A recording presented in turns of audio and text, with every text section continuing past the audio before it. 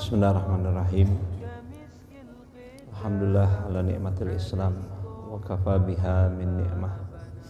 Alhamdulillah alladzi ja'alana min ummati sayyidina Muhammadin sallallahu alaihi wasallam. Alhamdulillah alladzi bi ni'matihi tatimmus shalihat. Allahumma shalli wa sallim ala sayyidina Muhammadin. Iftahiba bi rahmatillah adada ma fi ilmillah.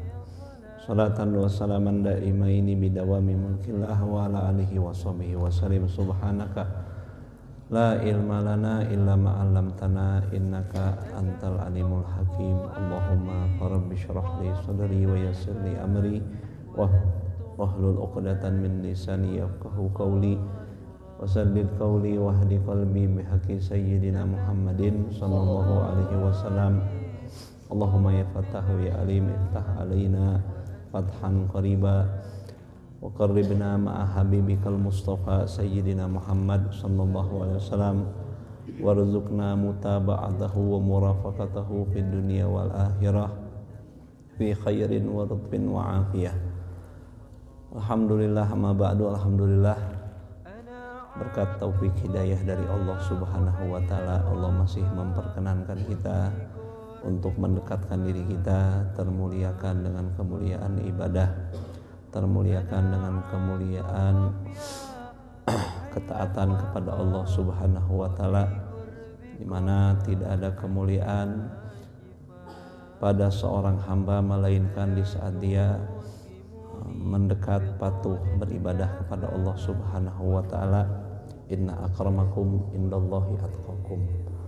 Sesungguhnya seorang yang paling mulia di sisi Allah adalah yang paling takwa di antara kalian. Bukan dengan harta, bukan dengan jabatan, bukan dengan apapun, tapi dengan kita takwa sama Allah. Disitulah sumber kemuliaan, sumber kebahagiaan, sumber ketenangan, sumber kebaikan dunia dan akhirat. Jangan tertipu dengan berbagai macam simbol yang ada daripada gambaran duniawi, karena semuanya itu membuat kita lupa pada tujuan hidup kita yang sesungguhnya adalah untuk mendekatkan diri kepada Allah Subhanahu wa taala, mencari ridha Allah, mencari rahmat Allah, mencari bekal kehidupan kita yang hakiki kelak setelah kehidupan yang fana di dunia ini, kehidupan ukhrawi, kehidupan yang begitu panjang. Wa innad daral akhirata lahiyal hayawan. Sesungguhnya kehidupan akhirat itu adalah kehidupan yang sesungguhnya. Ma'asyiral hadirin ikhwan rahimakumullah. Lanjutkan kajian kita dalam kitab Jawahirul Uluiyah bi Syarhil Arba'in Nawawiyah. Masih hadis nomor 15 berkaitan tentang anjuran dari baginda Nabi Muhammad sallallahu alaihi wasallam tentang bagaimana memenuhi hak sesama makhluk. Itu berkaitan tentang bagaimana anjuran dari Rasulullah SAW untuk memuliakan tamu. Disebutkan oleh Syekh Abu Hatim rahimahullah, kullu man sada fil jahiliyah wal Islam, setiap orang yang menjadi tokoh baik di masa jahiliyah pun di masa Islam, hatta urifa bisu'dadi, sampai dia dikenal dengan ketokohannya, wa in qadulahu qaumuhu, dan kepatuhan kaumnya pada dirinya, wa rajulun ilaihi wa rahila ilaihil qaribul wal qasi, dan dengan ketokohan tersebut di mana dia didatangi oleh orang dekat, orang jauh. Lam yakun kamalu su'dadihi illa bi'it'amit ta'am wa ikramid dhaif. Tidak akan sempurna ketokohan orang tersebut kecuali dengan dua. Apa? Bi'it'amit ta'am, dia suka berbagi, dermawan, suka berbagi makanan. Ini bagaimana para pendahulu yang soleh sampai ke kita sekarang nih nggak berhenti dalam berbagai kegiatan, berbagai acara selalu membudayakan berbagi. Kalau ada maulidan, ada bagi-bagi makanan ya. ada rajaban, ada bagi-bagi makanan, ada macam-macam bagi-bagi makanan. Karena itu it'amu ta'am min syi'airil Islam. Karena it'amu ta'am juga berbagi makanan tadi adalah syiarnya Islam. Wa ikramid dhaif, yang kedua adalah memuliakan tamu. Katakan dia punya berbagai macam karakter mulia daripada kepemimpinan, ketokohan. Tapi kalau dia dalam memuliakan tamu kurang, dia nggak disebut sempurna dalam ketokohannya. Jadi masalah memuliakan tamu ini luar biasa. Sampai disebutkan man akrama dhaifan wa huwa ya'rifuhu kana faka'an nama akraman Nabi sallallahu alaihi wasallam. Disebutkan dalam kitab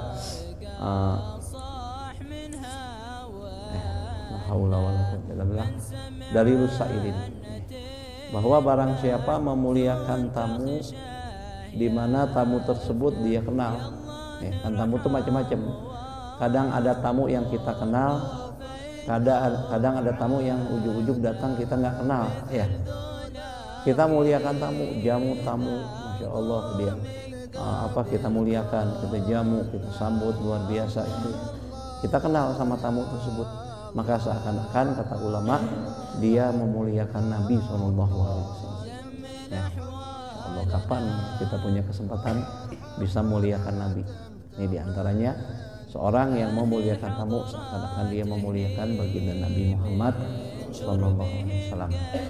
Wa man akrama dhaifan la ya'rifuhu ka'annama akramallahu azza wa jalla fi ula. Lalu barang siapa yang muliakan tamu, tamunya dia nggak kenal, tahu, ujug-ujug datang, ngetok yang bertamu, minta makan, kadang-kadang ada begitu ya. Gimana? Jamu, bagus, itu kebaikan. Maka seakan-akan orang yang memuliakan tamu di mana tamu tadi dia tidak kenal, seakan-akan dia memuliakan Allah Subhanahu wa taala. Masya Allah. Ini nunjukin bagaimana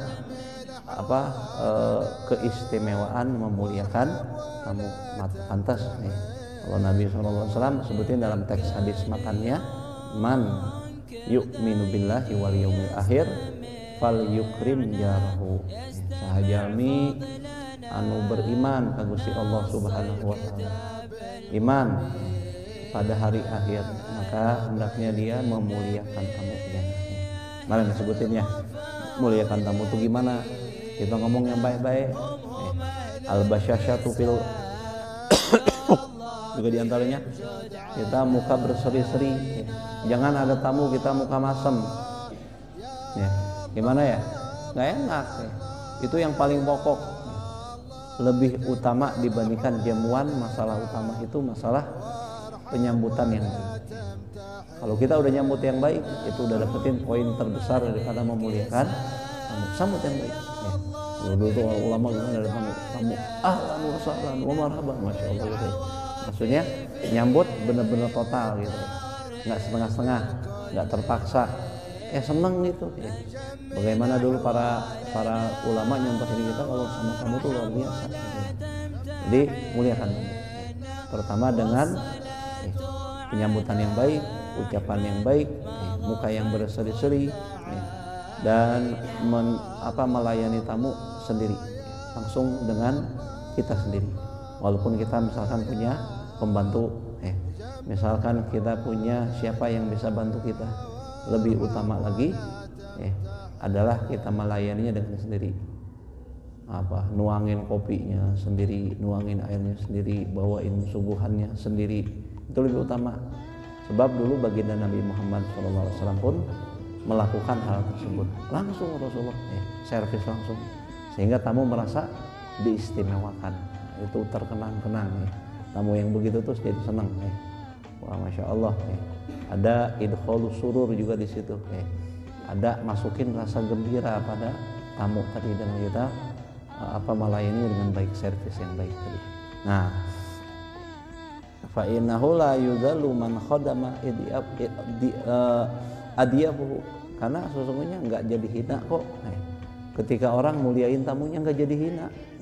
Wah, saya kan pejabat misalkan ya. Terus saya kan orang kaya, masa sih melayanin sendiri? Enggak jadi hina.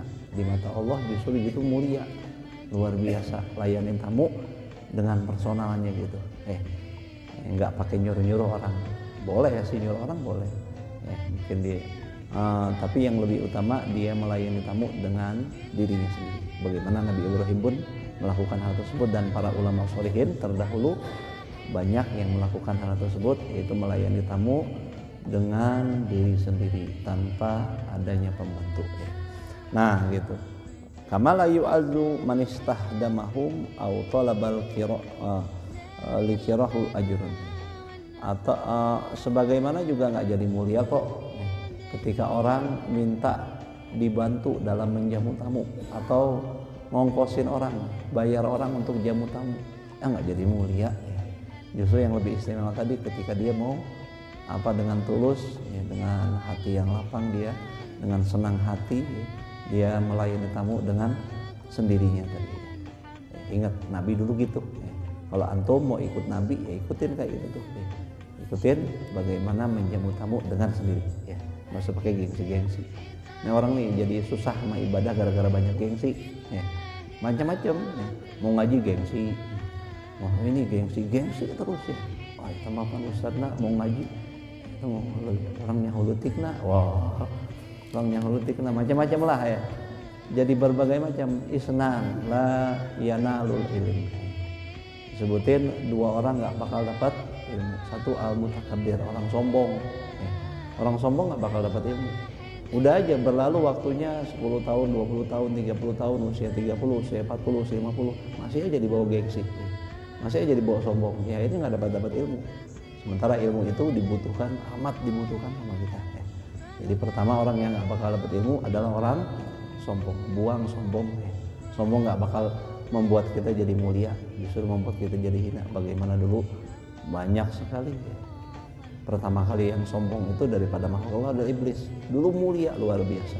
Karena sombongnya Allah hancurkan ya, karena kesombongannya. Karena nggak ada yang layak sombong melainkan Allah Subhanahu wa Ta'ala gitu ya. Man takabbara azallahullah. Siapa yang sombong Allah bakal hinakan dia. Nauzubillahi min zalik. Nah, wa man tawadhu'a rafa'ahullah. Barang siapa yang tawadhu, ini walaupun ustadznya muda mungkin gitu ya. Atau ustadznya orang apalah misalkan ya, menjadi alasan-alasan dia mungkin gengsi segala macam, dihilangkan, dibuang, diusir rasa tadi, dia rela mau belajar tadi ya. Demi apa? Demi belajar menuntut perintah Allah ya. Menggali ilmunya Rasulullah SAW. Man tawadhu'a rafa'ahullah. Siapa yang tawadu maka Allah akan angkat dia, Allah akan muliakan dia ya. Gitu. Kalau kita mau Allah muliakan, jadilah sosok yang mutawadhi'in, tawadu. Sebab nggak ada orang soleh melainkan mereka semuanya tawadu. Mau ikut siapa kita kalau kita nggak tawadu? Ya. Rasulullah tawadu, semua para nabi tawadu, semua orang soleh tawadu. Ikut siapa kita kalau nggak tawadu? Tawadu lah ya. Nah, karena tawadu itu adalah hakikat daripada kemuliaan. Seorang tawadu itu luar biasa. Kullu zi nikmatin mahsudun illa tawadu. Semua orang yang punya nikmat harta, nikmat sehat badan, nikmat macam-macam ya, keindahan fisik dan segala macam pasti dihasut ya, kecuali tawadu. Padahal tawadu itu nikmat yang luar biasa. Nggak ada yang iri sama tawadu, yang hasut sama itu kita tawadu. Mana kita tawadu, orang kita bisa tahu nggak? Jarang deh ya. Biasa tawadu itu apa? Yang hasut sama hal-hal yang nggak penting dihasutin kadang-kadang ya. Orang kaya, harta, menghasut. Tetangganya dapat motor baru, mobil baru, rumah bisa direhab, dia jantungan, dia pusing, dia cemberut, dia gelisah. Ya Allah, ngapain nyiksa diri ya, gitu ya. Nah, sesungguhnya gitu. Kullu dzi nikmatin mahsudun illa tawadu. Semua orang yang punya nikmat bakal ada yang hasut kecuali tawadu. Tawadu mah siapa yang iri sama yang tawadu? Padahal tawadu adalah nikmat yang paling besar, yang menjadi sumber, menjadi salah satu bibit terbesar, alasan terbesar mengapa para orang-orang soleh itu termuliakan nama Allah. Itu yang disebut tawadunya tadi, karena tawadunya. Nah gitu. Nah, kita lanjutkan kajian tentang itu. Faqala musannifu rahimahullah wa nafa'ana wa bi ulumihi fid dharaini amin. Wa qila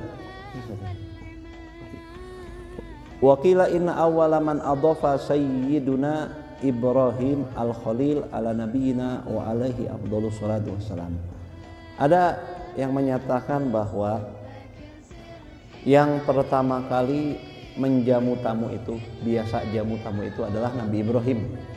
Kalau ditanya siapa yang pertama kali punya kebiasaan menjamu tamu, itu Nabi Ibrahim, kata ulama. Ada pendapat begitu. Al-Khalil, kasih Allah Subhanahu wa taala kepada nabi kita, juga kepada beliau salawat yang termulia dan salam yang termulia. Wa kana yukna abad dhaifan, di mana Nabi Ibrahim ini punya kunyah, dijulukinnya abad dhaifan, Abu Dhaifan, bapaknya tamu, bapaknya para tamu. Saking dekatnya, saking akrabnya, saking senang, resep beliau sama tamu tuh resep luar biasa. Nabi Ibrahim, beliau nggak mau makan kecuali sama tamu, nggak mau makan kecuali sama tamu. Bating ku resepna sama tamu. Kita gimana? Yang gedek banget sama tamu ya. Ada tamu, ya sare gitu ya. Macam-macam lah gitu ya. Banyak banget alasan kita untuk memuji tamu. Kenapa? Dihilangin itu ya. Nggak pantas ya. Hilangin itu hal yang nggak baik. Harus hal yang harus kita hilangkan itu. Harus senang sama tamu. Tamu itu bawa rezeki. Tamu itu bawa keberkahan. Tamu itu bawa rahmat. Pulangnya bawa dosa-dosa kita bersih. Masya Allah, tamu itu bawa keuntungan asal kita nerimanya dengan ketulusan, senang hati. Gitu ya. Wah, kan kita kudu nyuguhan. Kan kemarin disebutin, jamu tamu itu nggak harus maksain diri. Apa yang ada, apa yang kita makan itu yang kita kita sodorin sama tamu. Nggak usah maksa-maksain diri. Makruh hukumnya.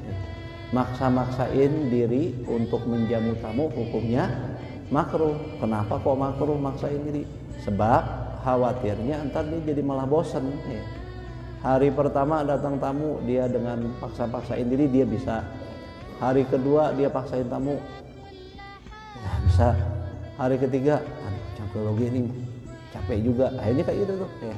Jangan sampai kita jadi gara-gara maksain diri jadi benci sama tamu. Karena disebutin kemarin, man abghadad dhaif, barang siapa yang benci tamu, maka faka'anna ma abghadallah, maka seakan-akan dia benci sama Allah. Barang siapa benci tamu, seakan-akan dia benci sama Allah. Pantas gak benci sama Allah? Gitu ya. Sampai dikiasin gitu, dibela tamu itu luar biasa. Apalagi kalau tamunya tuh orang yang melakukan perjalanan jauh, capek, letih ya. Kita mungkin pernah ngerasain ya.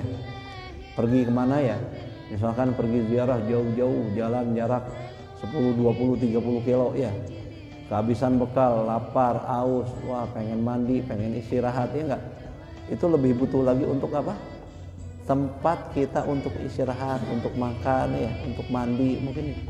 Ketika ada orang nyambut kita senangnya luar biasa kan ya. Istimewa banget tuh ya. Makanya orang yang musafir lebih lagi tuh ya. Tadi bakal disebutin, lebih lagi dia ditekankan untuk ya di servis gitu ya, gitu ya. Jadi jangan sampai kita benci tamu. Gimana caranya? Ya jangan paksain diri apa adanya. Ya. Kalau lagi ada rezeki beli aja makanan-makanan yang kira-kira awet lama. Buat di contoh yang udah dicontohin sama orang-orang tua kita. Ada misalkan toples isi makanan-makanan kering gitu ya. Udah jadi nggak usah repot, datang tamu ya udah ada, aqua udah ada, kue udah ada ya. Jadi nggak pusing ya. Jadi nggak capek, nggak letih. Kadang biasa yang capek letih ini yang buat kita jadi malah benci sama tamu. Usahakan hilangkan hal-hal tersebut biar kita nggak benci sama tamu. Gimana caranya? Ya. Pikirin itu hal itu kira-kira kita biar nggak benci sama tamu. Nah, jadi kalau datang tamu santai aja, datang alhamdulillah. Alhamdulillah. Ngopi ya, tinggal ngopi. Pira kuteing masa ngopi juga masih berat hati juga. Bahil banget nih kayak gitu ya. Parah banget ya kayak gitu. Kopi-kopi acan ya. Kopi-kopi acan air putih ya, wajar-wajar aja. Maksudnya gimana caranya kita tetap bisa menyambut tamu dan melayaninya dengan senang hati, dengan hati yang gembira, dengan lapang. Ya. Gitu. Ini tamu ini luar biasa. Kita ini punya banyak kekurangan, ya. Punya banyak masalah. Punya banyak kebutuhan. Tamu itu menjawab banyak masalah kita. menjawab untuk dosa-dosa kita nih yang ribet nih macam-macam nih, rudet udah dosa kita mungkin ya. Itu udah bisa terselesaikan dengan adanya tamu di antaranya ya. Kan macam-macam. Ada dosa yang bisa diampuni dengan kerja kita capek, letih, pusing gara-gara cari rezeki yang halal. Kan ada yang gitu ya. Nggak bisa diampuni dengan apapun kecuali dengan itu. Dan ada juga ya di antara dosa yang nggak bisa diampuni dengan amalan-amalan tertentu. Mungkin ada dosa-dosa kita yang nggak bisa diampuni kecuali dengan kita menjamu tamu tadi. Kudu iya ya wasilahna ya. Ngahampura dosa orang teh. Kudu ngajamu tamu ya jamu tamu ya. Nggak usah maksain diri. Al-jud bazlul mawjud kata ulama ya. Orang dermawan tuh ketika dia mau memberikan apa yang dia punya apa ya itu keluarin ya. Gitu. Kalau misalkan di rumah ada apa, misalkan ada pisang goreng doang, ada apa singkong goreng ya keluarinnya itu nggak usah maksa-maksain diri ya. Oh nggak ada apa-apa di dompet ada nggak untuk belanja beli ini ya beli, nggak usah maksain diri, nggak usah sampai utang-utang segala macam. Kira-kira ringan untuk kita lakukan gitu ya. Nggak usah maksakan diri, jadi gitu aja yang simpel. Jadi masalah pokoknya nerima tamu dulu ya. Terima dulu tamu dengan tenang hati ya. Dengan hati yang lapang ya. Insya Allah kalau kita membiasakan itu jadi ringan karena kita nggak membiasakan itu berat ya. Sebenarnya semuanya amalan itu berat ya. Semua amalan itu pada dasarnya berat ya. Karena ibadah itu maka karihat ilaihin nafsu. Ibadah itu umumnya dibenci sama nafsu. Apa yang senang subuh bangun-bangun ngantuk-ngantuk ya nggak dingin-dingin apalagi musim sekarang. Siapa yang senang ya lawan gitu Tapi kalau udah terbiasa jadi ringan. Bahkan kalau kita mendalami kita bisa merasakan kenikmatannya. Kita pengen ibadah yang sampai nikmat ya enggak, yang dirasakan sama orang soleh. Pengen enggak sih kita merasakan suasana hati perasaan yang dirasakan oleh para as-salafun sholih? Pengen dong ya. Harus jadi target pencapaian kita. Yang orang kumahanya anu diraoskeun ku Nabi Ibrahim. Yang dirasakan suasana hatinya Nabi Muhammad, yang dirasakan oleh Imam Syafi'i, para ulama sholihin ketika mereka menjamu tamu. Pengen kita ya mujahadah dulu ya. Ngebiasain dulu tamrin, biasain lama-lama ya ringan. Karena kita nggak mau biasain ya udah gitu aja sampai matinya, nauzubillah Kita pengen semua amalan dapat Nah itu diantaranya amalan menjamu tamu ini luar biasa banyak disebutin dalam anjuran-anjuran hadis Nabi dan perkataan para ulama sholihin. Nah begitu. Nah, wa kana yamshil mil wal milain fi talabid dhaif. Di mana dulu Nabi Allah Ibrahim alaihissalam sampai rela jalan kaki nyari tamu 1 mil 2 mil. 1 mil sampai 2 mil. Ngapain nyari tamu? Karena nggak ada tamu yang datang dicariin. Kalau kita bukan dicariin, datang masih gedek juga ya. Nabi Ibrahim saking senangnya sama tamu dicariin. 1 mil itu berapa? Ya lebih dari 1 kilo. Jadi cari keliling nih, searching tamu. Ada orang searching tamu itu Nabi Ibrahim tuh. Biasanya searching apa? Searching apa? Pacaran macam-macam yang nggak penting-penting kalau kita mah ya. Ini searching tamu, masya Allah, karena tahu fadilah, ya. Nah, karena udah dapetin nikmatnya, ya. Kita pengen. Masa sih pengen ibadah nggak ada rasa terus? Ibadah tuh ada rasanya. Termasuk tadi jamu tamu ada luar biasa. Kerohaniannya luar biasa kalau kita dapetin gitu ya. Wattafaqalahu qadiyatan, di mana dulu pernah beliau dapetin 2 kejadian. 2 kasus nih. Nabi Ibrahim dari sekian banyak beliau jamu tamu, ada 2 kasus yang disorot. 2 kejadian yang jadi sorotan. Istimewa, muta'aridatan. Di mana 2 kasus ini bertentangan, berlawanan. Syakara fi wahidatin, di mana di satu kejadian yang istimewa ini Nabi Ibrahim dipuji. Wa utiba fi ukhra, dan di satu kejadian lagi Nabi Ibrahim dicela, dikritik gitu ya. Ibrahim ada 2 kejadian, 2 kasus. Apa 2 kasus itu? Amal ula. Adapun kasus yang pertama, fa innahu nazala bihi rajulun min abadatil ausan. Satu waktu ada seorang bertamu pada Nabi Allah Ibrahim, di mana orang ini adalah penyembah patung. orang kafir. Penyembah patung bertamu sama Nabi Ibrahim. Fa akramahu, maka Nabi Ibrahim jamu, nggak peduli, nggak harus siapa ya tamu, siapapun itu. Sekalipun itu penyembah patung tadi, orang syirik gitu ya, dia jamu. Fadajjatil malaikatu fis samawat, maka hebohlah di malaikat, para malaikat di langit, para malaikat jadi heboh. Wah, ada apa nih Nabi Ibrahim? Kok bisa menjamu seorang yang durhaka sama Allah ya? Syirik, menyembah patung, menduakan Allah Subhanahu wa taala. Di malaikat heboh gitu dengan Nabi Ibrahim menjamu tamu daripada penyembah patung. Wa qalu, maka para malaikat bilang, ya Rabbana khaliluka yakramu aduwak.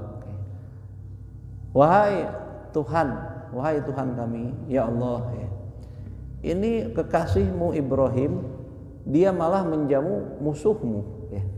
Bagaimana ini maksudnya? Faqala lahum, maka Allah Subhanahu wa taala berfirman pada para malaikat, jawab hitopnya mereka, ana a'lamu bi khalili minkum. Sungguh aku ini lebih tahu mengenai kekasihku Ibrahim dibandingkan kalian. Aku lebih tahu. Gitu. Summa amara Jibril, kemudian Allah memerintahkan kepada malaikat Jibril, fanazala wa uridu alaihi qaulul malaikah fabaka. Lalu malaikat Jibril turunlah, datangin malaikat Jibril, sampaikan kepada malaikat Jibril tentang kritiknya para malaikat, bahwa malaikat kaget kok bisa-bisanya Nabi Ibrahim menjamu tamu daripada penyembah patung. Fabaka, maka Nabi Ibrahim pun menangis. Waqal, sambil berkata Nabi Ibrahim, ya Jibrilu, ana ta'allamtu min maulai ra'aituhu yuhsinu ila man yusi'u. Wahai Jibril, Nabi Ibrahim bilang sama malaikat Jibril, wahai Jibril, aku ini melakukan ini karena aku belajar dari Tuhanku, dari Allah, di mana aku lihat Allah, aku perhatikan Allah selalu berbuat baik kepada siapapun yang berlaku buruk pada Allah. Allah tetap kasih rezeki. Ini orang brengsek minta ampun, nggak beriman sama Allah, atau yang berimannya acak-acakan. Sholat kagak mau dikasih rezeki, iman nggak mau dikasih rezeki, bahkan sebagian yang kaya macam-macam ya. Allah maha baik gitu ya, nggak peduli siapa. Itu dermawannya Allah Subhanahu wa taala. Aku belajar dari Allah. Nggak peduli dia sholat, dia nggak mau sholat, dia nggak mau patuh, dia congkak diri, congkak hati di bumi yang kecil. Ya kita ini kan di bumi yang kecil, seringkali kita lupa ya. Lihat ke bawah, lihat bawah terus, padahal di atas tuh luas banget, luar biasa. Kita nggak sadar apa yang kita punya sebesar apapun, mungkin bermiliar-miliar uang yang kita punya, mungkin sebesar bertingkat-tingkat rumah yang kita punya, mungkin berbagai mobil mereknya yang kita punya, kendaraan dengan hektaran tanah dan sebagainya, tapi kecil benernya ya. Coba naik ke pesawat di pesawat, atau jangan naik ke pesawat, naik ke rumah yang tingkat 4, tingkat 5 lah. Itu orang kecil banget ya. Kalau istilahnya malaikat tindas sedikit kayak kuman, itu kecil banget ya. Sombong. Subhanallah ya. Di bumi Allah, yang bumi ini merupakan planet yang paling kecil. Bumi itu kalau di zoom beribu-ribu kali baru jadi pulau ya. Di zoom beribu-ribu kali baru jadi dari daerah, dari provinsi. Di zoom berkali-kali lagi jadi di zoom berkali-kali baru jadi desa. Di zoom berkali-kali baru jadi rumah. Di zoom lagi baru jadi orang. Ini sombong. Bisa sombong, Masya Allah ya. Nah gitu, ketika datang sombong coba pikirin gitu sama kita, ya Allah, iya kita ini kecil banget. Masya Allah, makanya luar biasa, nggak pantas banget, nggak pantas banget. Nah begitu. Jadi Allah Subhanahu Wa Taala, apapun yang terjadi sama hambanya, Allah tetap berbuat baik. Jadi gimana pun ini Nabi Ibrahim dikenal dengan hatinya yang luar biasa, kasih sayang yang luar biasa. Sahabat Nabi ada yang diumpamakan seperti Nabi Ibrahim, yaitu Sayyidina Abu Bakar. Sayyidina Abu Bakar itu disebutin hatinya seperti Nabi Ibrahim, punya rahmat yang luar biasa, punya kasih sayang yang luar biasa. Nah, Nabi Ibrahim itu luar biasa, sayang banget ya, orangnya santun banget ya, baik banget katanya. Sehingga beliau yang diambil ya, beliau mempelajari bahwa Allah itu ternyata ya, beliau bilang sama Nabi Malaikat Jibril, aku belajar dari Allah, Allah tetap berbuat baik pada siapapun yang tetap berbuat buruk sama Allah. Nah gitu. Jadi aku lakukan itu. Ya sudah. Ternyata itu jawabannya Nabi Ibrahim diterima. Nah, wa amal itu kejadian pertama. Jadi Nabi Ibrahim menjamu tamu yang penyembah berhala. Itu kejadiannya. Jawabannya karena ya tamu. Dimanapun dia tamu. Apapun kondisinya dia tamu. Jadi berbuat baik kepada orang yang buruk itu berbuat baik sama orang yang jahat ya nggak masalah. Semoga saja mungkin aja orang itu jadi wasilah dia jadi baik kalau Kalau Allah langsung bertindak atas perbuatan buruk kita, nggak ada yang selamat ya nggak. Ya kita kan ada aja lupanya, ada aja hilafnya. Untungnya Allah nggak langsung bertindak. Kalau Allah langsung bertindak, wah repot kita ya. Nggak ada kesempatan taubat tadi, masya Allah. Wa amal ukhra fa innahu nazala bihi rajulun akhar min abadatil ausan aidon. Adapun kejadian yang lain, kejadian yang kedua yang terjadi sama Nabi Ibrahim berkaitan menjamu tamu. Jadi satu waktu singgah kepada Nabi Ibrahim seorang yang lain, orang lain daripada sama masih penyembah patung juga. Ini kasus lain. Kasus lain tamunya sama sih, penyembah patung juga tapi orang lain. Fastadofahu, maka Nabi Ibrahim ya jamu tamu tersebut. Maka siapa si penyembah patung tadi minta dijamu, pengen bertamu, minta izin pengen bertamu sama Nabi Ibrahim. Fa'aba alaih, namun Nabi Ibrahim nolak, gak mau, alim gak mau sama seorang yang mau bertamu tadi, yang daripada penyembah patung. Ila an yatruka dinahu, Nabi Ibrahim kasih syarat, kecuali kalau kamu masuk, kalau kamu tinggalin agama kamu tadi menyembah patung.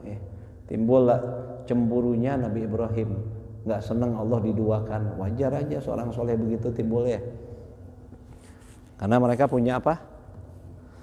Punya pikiran, motivasi, semangatnya tentang Allah. Jadi ketika timbul gitu ya wajar-wajar aja, gitu ya. Fan sorofa, maka si tamu tadi ketika bilang itu kan disuruh, boleh saya jamu tamu, kamu bisa bertamu sama saya tak? Asal kamu ninggalin agama kamu. Ya sudah, dia nggak jadi bertamu si penyembah patung tadi, si musyrik tadi.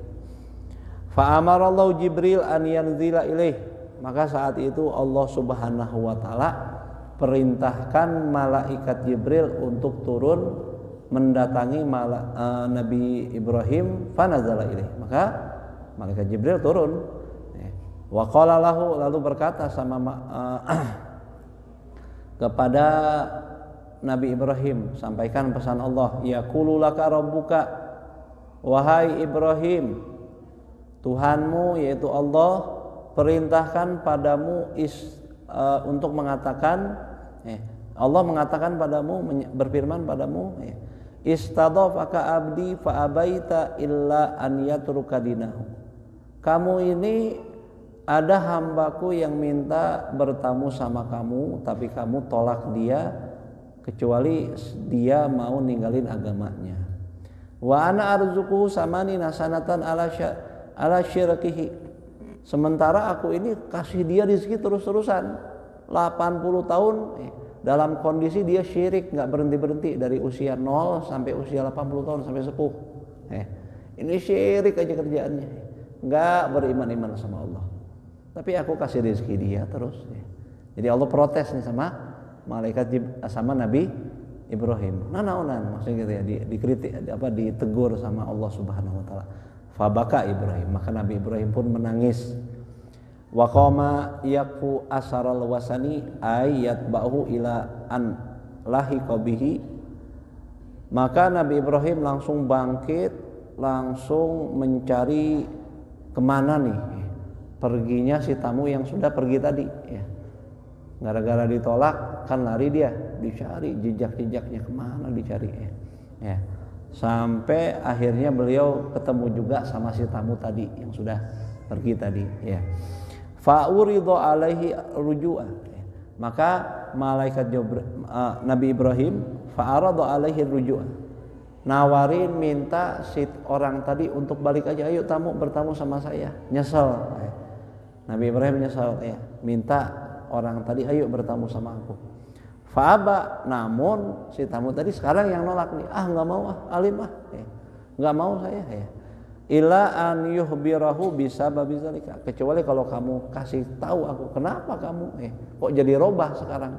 Tadi nggak mau jamu saya kecuali saya tinggalin agama saya, sekarang kamu malah ngejar-ngejar saya pengen bertamu sama kamu, ada apa ini? Kalau kamu kasih tahu penyebabnya apa, baru saya mau bertamu sama kamu. Kalau kamu nggak mau kasih tahu, punten we, wayana orang ya mungkin sakit hati atau apa, mau pergi aja kayak gitu ya. Maka faqala lahu Ibrahim, maka Nabi Ibrahim jawab si orang tersebut, innallaha atabani fika wa akhbarah, sesungguhnya Allah menegur saya karena menolak kamu dan mengabarkan kabar yang tadi disebutin. Fabakal wasani, maka si penyembah patung tadi nangis, ya Allah ini sampai turun malaikat Jibril berkaitan sama dia, langsung hinggap hidayah sama si penyembah patung tadi, nangis dia.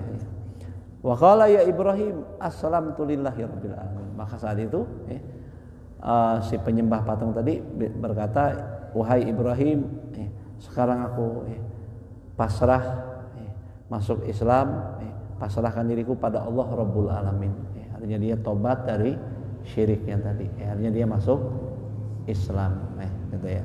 Ini tentang keberkahan, semuanya tentang keberkahan, memuliakan tamu. Banyak ya cerita para sholihin yang sakit disembuhkan, yang macam-macam hal itu ya, tentang keberkahan memuliakan tamu tadi. Asal tadi ya memuliakan tamu itu jangan maksain diri, yang baik-baik. Intinya kita terima yang baik, servis yang baik. Kalau dapetin keberkahnya luar biasa deh. Nah ini dikit lagi. Summa inna dia pada sunnatun indal jumhuri kasyafi'i wa Malik wa Abi Hanifah. Kemudian hukum menjamu tamu ini adalah sunnah menurut mayoritas para ulama. Hukumnya sunnah, bukan wajib ya. Hukumnya adalah sunnah. Menurut siapa? Menurut mayoritas ulama seperti Imam Syafi'i, Imam Malik, Imam Abu Hanifah. 3 imam mazhab menyatakan bahwa menjamu tamu hukumnya sunnah gitu ya. Wa zahaba Ahmad wal Lais ila wujubiha. Namun Imam Ahmad, begitu juga Imam Lais, salah satu imam mazhab juga tapi enggak tercatat mazhabnya. Mereka berpendapat akan wajibnya menjamu tamu. Jadi ini 2 nih menyatakan bahwa menjamu tamu hukumnya wajib, Imam Ahmad sama Imam Lais. Li muslimin musafir. Buat siapa wajib tadi? Buat khusus nih, buat muslim yang musafir ya. Muslim musafir. Yang tadi kita ya kerasa ya kalau lagi capek-capek letih lagi jalan-jalan, ya Allah mau hotel dah duit gak ada, habis duit ya. Mau makan susah ya. Kebayang tuh ya. Kerasa kan? Nih, beratnya perjalanan itu Rasulullah bilang apa? As-safaru qit'atun minal azab. Perjalanan itu separuh potongan daripada siksa ya. Kesiksa enggak? Ya badan lungsek. Ya. Keringat udah banyak banget ya, udah tebal kali 1 senti kali keringatnya ya. Udah jadi dakian ya, capek di perjalanan luar biasa ya. Macam-macam ya. Yang jelas ya, berpisah sama keluarga dan sebagainya. Hanya disebutin sama Rasulullah as-safaru qit'atun minal azab. Perjalanan itu merupakan potongan daripada siksa, daripada azab. Capek maunya tadi, letih dan sebagainya, mungkin susah, lapar dan sebagainya. Maka di saat itu memandang itu Imam Ahmad sama Imam Lais buat musafir menjamu tamu muslim yang musafir itu hukumnya wajib khusus di situ ya. Nah, Seberapa lama? Fi qaryatin, satu daerah. Yauman walailatan, yaitu menjamunya sampai 1 hari 1 malam kalau musafir, ya. Gitu. Qadra kifayatihi, segimana ngejamunya, seukuran kifayatihi, mencukupi dia. Oh, dia tadi cukup apa? Ya makan, kasih makan, minum, kasih minum, ya. Dia butuh apa? Oh, mungkin pakaiannya kotor, ya kasih pinjam pakaian atau gimana, atau kasihlah, ya. Bukan bensin, pakai motor, dia bensinnya habis, beliin bensinnya, ya. Ya kalau mampu ceritanya, kalau nggak mampu ya udah, minimal jamu dia aja, terimanya tadi, ya. Tetap ukurannya tentang mampu. Kemampuan itu setelah kita kebutuhan pribadi kita cukup, kebutuhan keluarga kita cukup, ada lebih, ya kasih mereka, apa salahnya, ya. Sebenarnya apa yang kita kasih itu sebenarnya untuk kita juga, bukan untuk dia, hakikatnya, ya, amal kita kan, ya. Nah begitu. Ma'a inzali fi baitihi, sambil dia singgahkan si tamu tadi di rumahnya, in lam yakun hunaka masjidun wa nahu, seandainya di kampung situ enggak ada masjid dan yang seperti masjid yang kira-kira bisa nampung musafir untuk nginap. Tapi banyak kan sekarang masjid kan enggak bisa nerima musafir yang nginap. Mestinya masjid bisa begitu tuh, ya. Bisa menampung istirahatnya para musafir. Karena dulu fungsinya gitu juga, ya. Mungkin sekarang macam-macam kali ya, banyak maling speaker, banyak macam-macam tuh, ya, dengan kasus yang bermacam-macam. Yang jelas mestinya masjid itu bisa menampung kebutuhan musafir tadi mestinya. Dulu masjid-masjid itu ada yang misalkan dulu kan ini ya, kendaraannya dari hewan gitu ya, kuda, ada buat minum kudanya, buat minum keledai atau minum onta, ya, biar kendaraannya segar lagi gitu ya. Kalau sekarang mah ibaratnya ngisiin bensinnya gitu ya. Nah, ada buat istirahatnya, ya. Ada nafkah buat orang-orang musafir. Kalau dulu Syekh Abu Bakar bin Salim, ya, kakek moyangnya habaib dari bangsa Syekh Abu Bakar. Beliau itu siapkan 1000 potong roti untuk para musafir yang lewatin daerah Inat. 1000 potong roti per hari, masya Allah, ya. 1000 potong roti, ya. Kita ya mungkin menguludan doang gitu ya, menguludan itu juga kalau menguludan 1000 potong roti berserta lauknya. Roti itu ibarat kalau di kita kayak beras, ya, sama dagingnya, ya. Kalau mereka orang-orang Arab kan makannya roti sama daging, kalau kita mungkin nasi sama lauk apa gitu ya, siapin gitu ya. Masya Allah, dermawan luar biasa, ya. Perhatian beliau sama musafir, karena kita pernah ngerasain mungkin ya, jadi musafir itu nggak enak, bener ya, masya Allah, ya, capek gitu. Nah, perhatian sama itu. Nah, mana tadi? Wa mahalul khilaf, adapun posisi yang jadi perselisihan pendapat ulama bainahuma wa bainal jumhur, antara Imam Ahmad dan Imam Lais beserta ulama lain, ya. Kan ulama lain bilang hukumnya sunnah menjamu tamu. Sementara Imam Ahmad dan Imam Lais wajib kalau misalkan muslim musafir dengan jamuan sehari semalam, cukupin kebutuhan dia dan kendaraan dia, dan singgahkan di rumahnya. Kira-kira di kampung itu nggak ada sarana untuk nginap dia, misalkan istirahat dia seperti masjid dan sebagainya. Bagi Imam Ahmad dan Imam Lais hukumnya wajib ukuran tadi. Apa sih yang menjadi perselisihan pendapat antara dua ulama ini dengan ulama lain? Nah, fi haqqi man indahu fadilun, yaitu pada orang yang kira-kira ada kelebihan harta. Kalau yang nggak ada kelebihan harta ya gimana mau jamu? Ini ceritanya kalau memang dia ada kelebihan. Itu yang jadi selisihan pendapat ulama. Kata Imam Syafi'i, Imam Malik, Imam Abu Hanifah, pendapat walaupun mampu hukumnya tetap sunnah. Tapi kalau kata Imam Ahmad, kalau mampu mah ya wayahna we sehari semalam tadi, wayahna we ngasih makan minum kebutuhan kendaraan dan nginapnya tadi, ya. Kira-kira di kampungnya nggak ada fasilitas untuk istirahat dan nginap tadi, paham nggak? Gitu. Itu posisi khilafnya tentang orang yang mampu. Kalau yang nggak mampu mah sepakat semuanya nggak wajib, ya. Semua ulama sepakat bahwa yang nggak mampu mah nggak wajib. Quran gitu ya, nggak ada ya. La yukallifullahu nafsan illa usaha. Allah nggak paksakan pada satu kaum kecuali menurut kemampuannya masing-masing. Kalau mampu ya Kalau mampu, ya kalau tadi orang kaya diwajibkan wajar-wajar aja, ya enggak. Orang mampu diwajibkan ya wajar-wajar aja. Kalau Imam Syafi'i tetap menyatakan bahwa itu sunnah. An kutihi wa kuti iyalihi kazakatil fitri amma ghairuhu fala diyafatalahu. Yaitu disebut kaya di sini maksudnya bukan kaya berlimpah harta. Maksudnya dia punya kelebihan untuk makan keluarganya yang biasa dia nafkahin. Oh sehari biasa misalkan berapa belanja sehari, misalkan 100.000. Dia istrinya anaknya berapa, ada 5, misalkan sehari 100.000, di kantong ada 150.000. Nah berarti ada kelebihan. Nah bagi yang lebih itu disebut kaya dalam konteks ini, paham nggak? Yang jadi khilaf antara para ulama tadi, wajib atau enggak, sunnah atau wajib. Kalau kata Imam Lais, Imam Ahmad, yang punya lebih wayahna, yang nggak punya lebih ya nggak wajib, nggak ada selisih pendapat ulama. Arti kaya di sini punya kelebihan, kelebihan dari kebutuhan yang biasa dia butuhkan. Wayan bagi lidhaifi. Nah sekarang tentang layaknya tugas si tamu. Kalau tadi kan tugas sohibul baitnya ya. Kalau sohibul bait ya nyambut tamu, muliakan tamu dengan sebaik-baiknya. Gimana masalah si tamunya tadi? Kan kadang ada tamu-tamu rese juga ya enggak? Ini kurang ajar nih tamu nih, enggak tahu diri nih ya. Ada yang begitu juga kan? Nah, layaknya bagi tamu itu an la yazida fi iqamatihi ala salasati ayyam. Jangan tinggal di rumah orang itu bertamu tadi lebih dari 3 hari.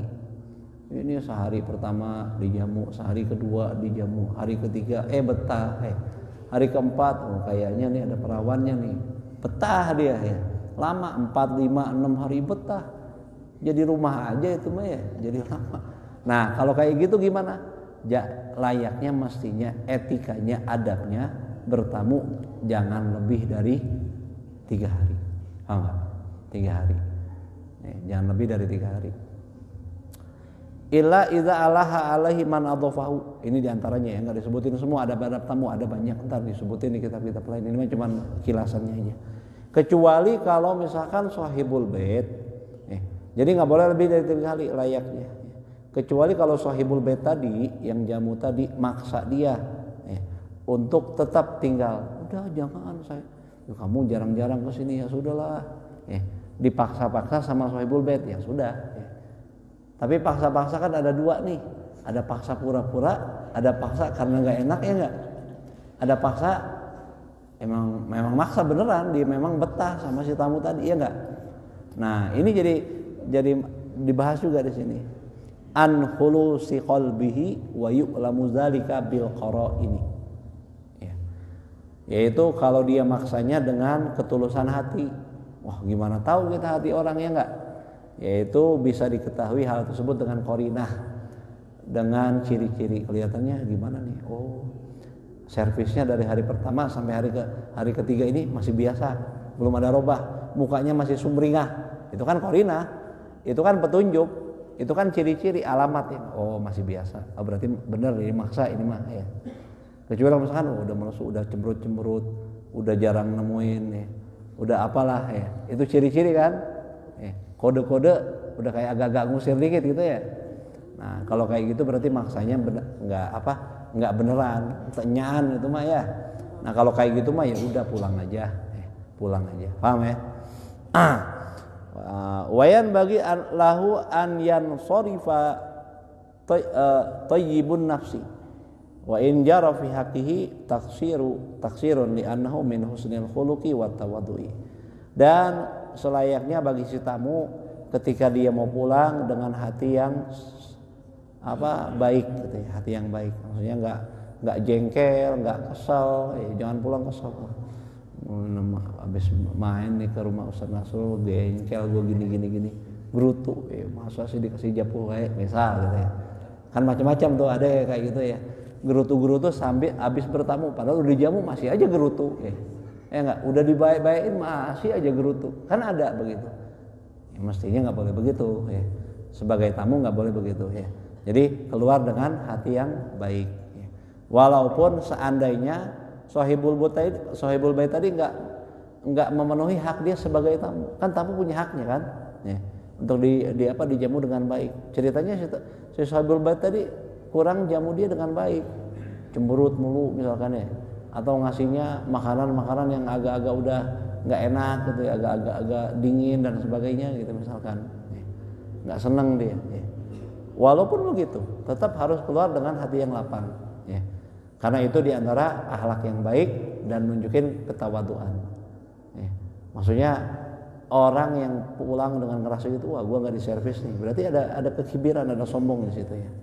Ya. Memang ngerasa dia layak untuk dijamu dengan baik, wah itu sombong tuh. Ya, jangan gitu, ya tawadu lah. Ya. Jangan gitu, ya akhlak yang baik lah. Pulang dengan baik, walaupun gimana, tetap pulang dengan baik. Wahadzal hadisun nanti beres tuh. Nah, hadis yang nomor 15 ini merupakan hadis yang amat luar biasa besar. Mana yang disebutin ya? Perintah untuk ngomong yang baik atau diam. Pertama, kan ada 3 perintah nih. Di hadis ini ada 3 perintah.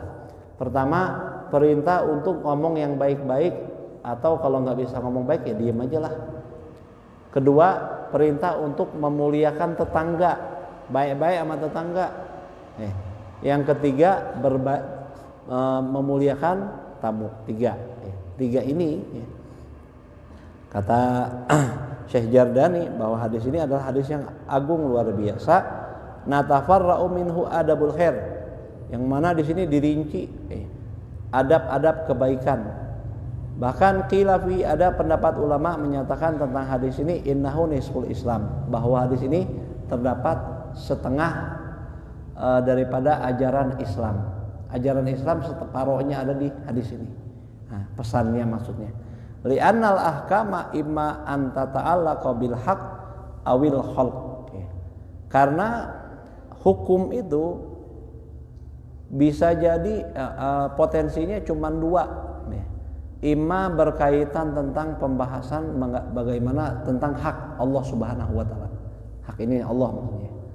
Imma kaitan tentang hukum-hukum berkaitan hubungan kita sama Allah, hablum minallah. Wa imma kalau agama itu ngajarin tentang hablum minannas. Ya 2. Nah, hadis ini bahas tentang bagaimana kita berhubungan baik pada sesama manusia tadi ya.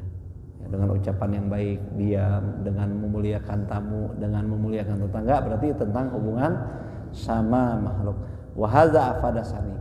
Nah, sementara hadis ini memberikan faedah, memberikan pelajaran pada kita tentang kaitan bagaimana kita menjalin hubungan baik kepada makhluk.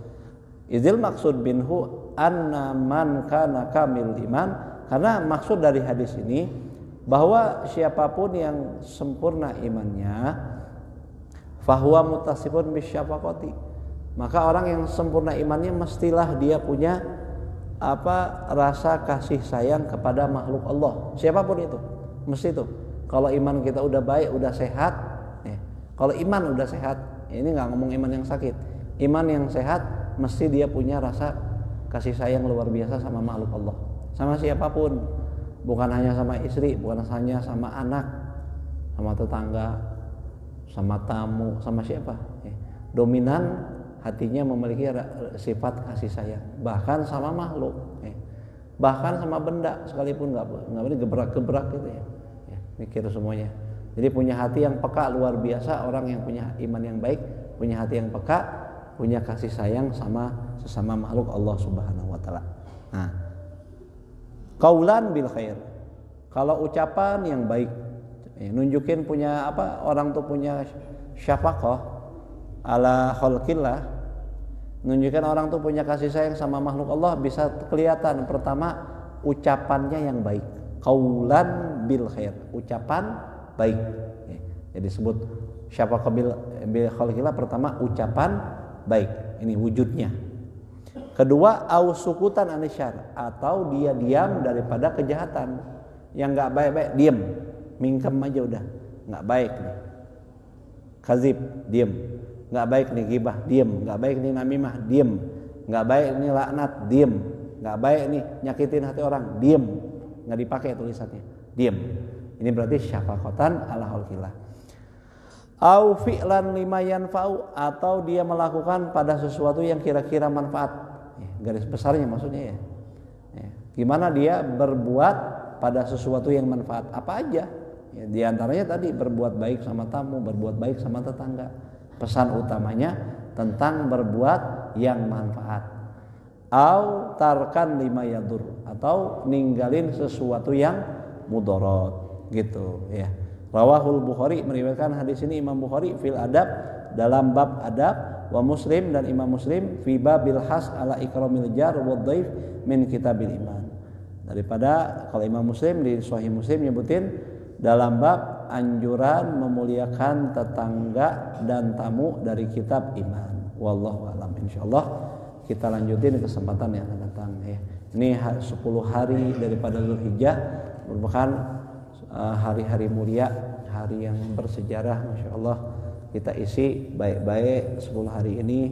Yang bisa puasa isi dengan taubat, isi dengan banyak zikir, isi dengan banyak ibadah, hindarin maksiat. Bukan hanya di 10 hari ini, maksudnya lebih lagi. Layaknya Ramadan kita ya, Ramadan dianjurin kita baik-baik banyakin amal-amal ibadah. Nah ini 10 hari ini juga, di mana hari yang Allah muliakan, menjadi syiar Allah Subhanahu wa taala. Allah Subhanahu wa taala wal fajri walayalin asyr. Demi fajar, yaitu fajar di setiap hari. Ada yang bilang fajar di hari 1 Muharram, ada yang bilang fajar di hari-hari di 10 hari ini.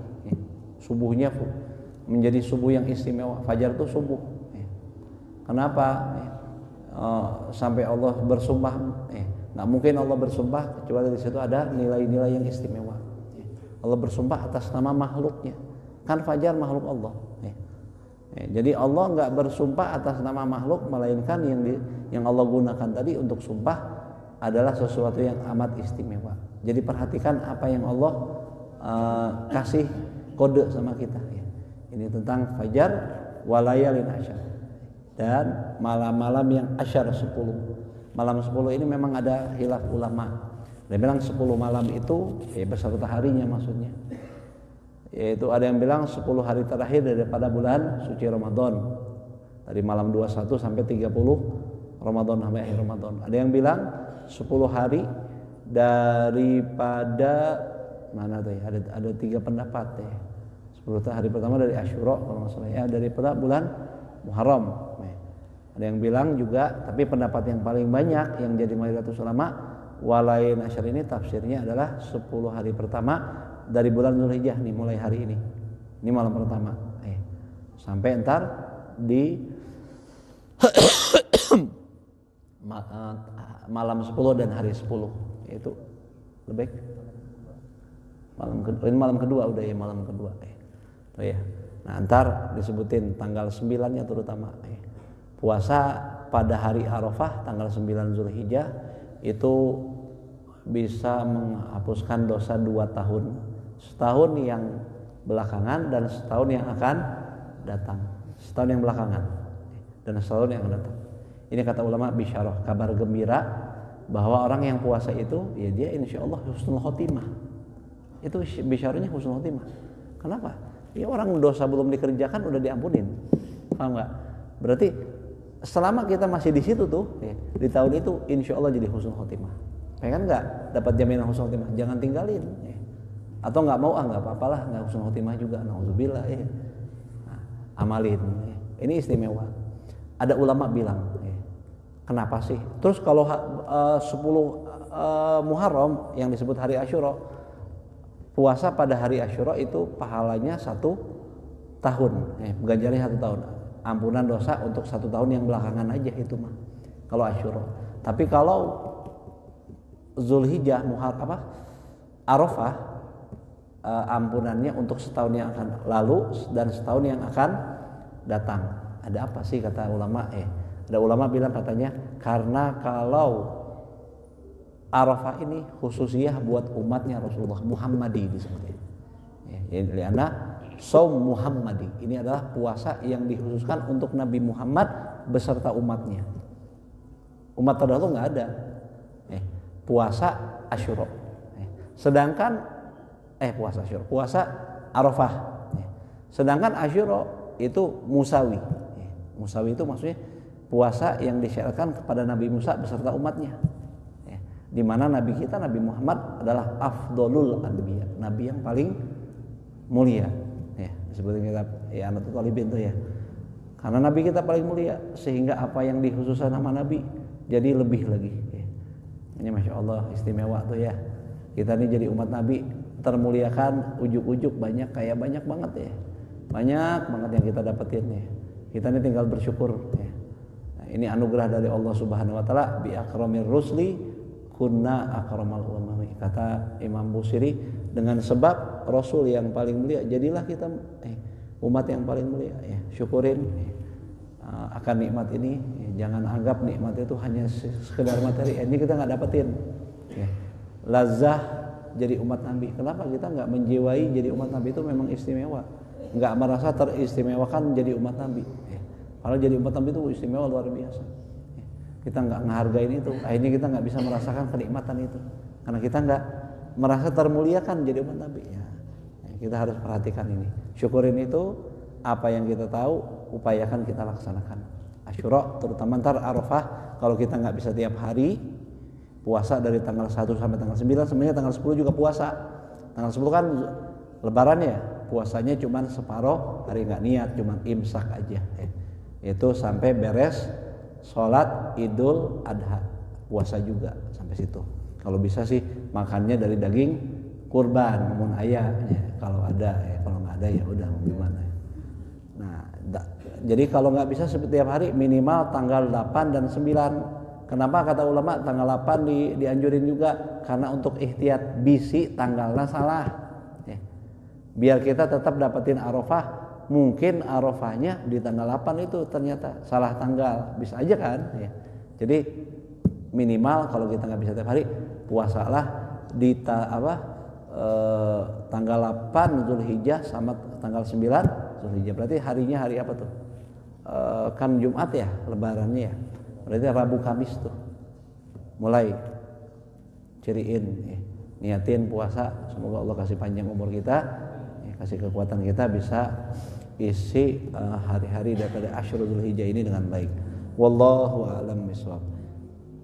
Bismillahirrahmanirrahim. Alhamdulillahirabbil alamin. Allahumma shalli wa sallim ala sayyidina Muhammadin wa ala ali sayyidina Muhammad.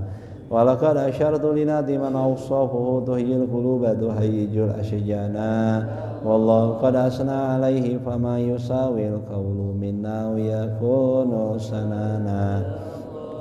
Lakinna hubban fis sarairi qad da'a limadi safwati rabbina wa hadana.